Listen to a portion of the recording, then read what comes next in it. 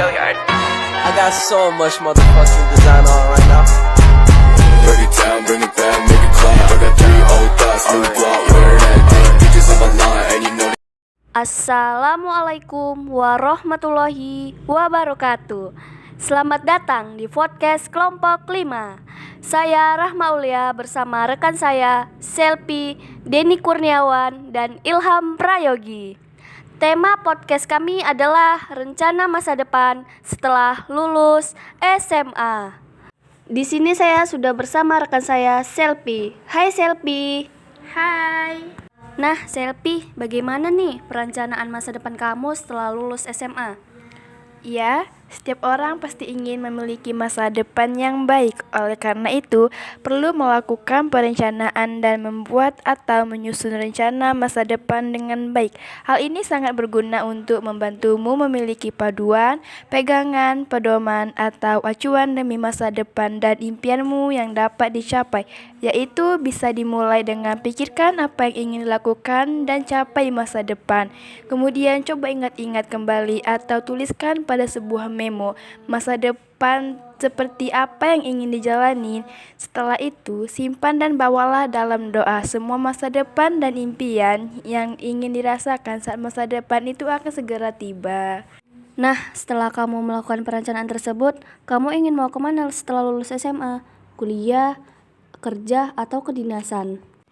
Saya memilih kerja karena bagi saya sukses itu tidak harus kuliah. Buktinya banyak pengusaha sukses yang membuka usaha tanpa kuliah melainkan dengan skill mereka masing-masing. Oh, jadi seperti itu ya? Iya. Selanjutnya saya bersama rekan saya yaitu Denny Kurniawan. Hai Denny. Hai. Nah, Denny, bagaimana nih cara pengaturan masa depan menurut kamu? Iya, dengan cara aturlah masa depan. Karena dengan adanya pengaturan maka semua masa depan yang diimpikan dapat tercapai, yaitu dengan langkah-langkah yang konkret. Lalu apa saja kendala-kendala yang mungkin terjadi saat berusaha menggapai impian tersebut? Jika ada, bagaimana caramu untuk mengatasi-pasinya? Apakah ada tindakan nyata yang harus dilakukan saat masa depanmu nantinya jauh meleset dari rencana masa depanmu? Perlahan, tapi pasti, lakukanlah rencana tersebut. Perlu diingat, mengambil langkah yang pasti dan bertindak sesuai dengan peraturan masa depan dibuat merupakan hal penting, sebab untuk mencapai masa depan dibutuhkan tindakan yang nyata. Nah, setelah kamu melakukan pengaturan tersebut, kamu ingin mau kemana setelah lulus SMA? Kuliah, kerja, atau kedinasan? Saya lebih milih bekerja. Bekerja untuk menambah pengalaman, tidak hanya mencari nafkah atau pendapatan. Bekerja juga dapat memberikan kita dampak positif, seperti menambah pengalaman baru yang berharga dan berkesan. Oh, jadi seperti itu ya? Ya, sebab itulah saya memilih untuk bekerja. Selanjutnya saya bersama rekan saya Ilham Prayogi. Halo Ilham. Halo. Nah Ilham, bagaimana nih cara pemantauan kamu dalam perencanaan masa depan setelah lulus SMA? Semua kejadian yang sudah atau sedang terjadi perlu dan harus selalu mendapat pemantauan secara berkala. Biarkan semua kejadian yang sudah terjadi ini berjalan dengan baik sesuai dengan keinginan dan rencana awal masa depanmu. Selanjutnya, bisa mulai menantang kembali diri sendiri, pencapaian apa lagi yang harus diraih. Lalu, bagaimana impianmu selanjutnya untuk tahun-tahun berikutnya?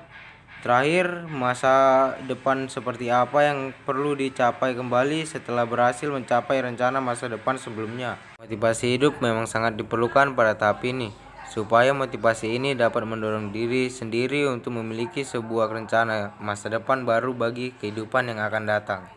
Oh, gitu ya Ilham? Ya. Oke. Nah, setelah kamu melakukan pemantauan tersebut, kamu ingin mau kemana setelah lulus SMA? Kuliah, kerja, atau kedinasan? Saya memilih bekerja karena sukses itu tidak harus dengan pendidikan melainkan skill masing-masing, dan ingin sukses itu berbeda-beda caranya. Intinya rezeki sudah diatur masing-masing.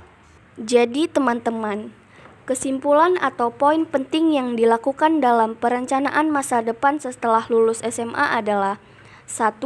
Tentukan tujuan sejak dini. Kedua, memiliki motivasi dan mindset positif. Ketiga, cari tahu minat dan bakat. Keempat, terus tingkatkan keterampilan. Dan yang kelima, peka terhadap tren dan karir masa depan. Jadi, motivasi paling penting dalam podcast perencanaan masa depan setelah lulus SMA adalah kita harus memiliki dan merancang rencana masa depan sebelum kita melangkah lebih jauh lagi dalam bertindak.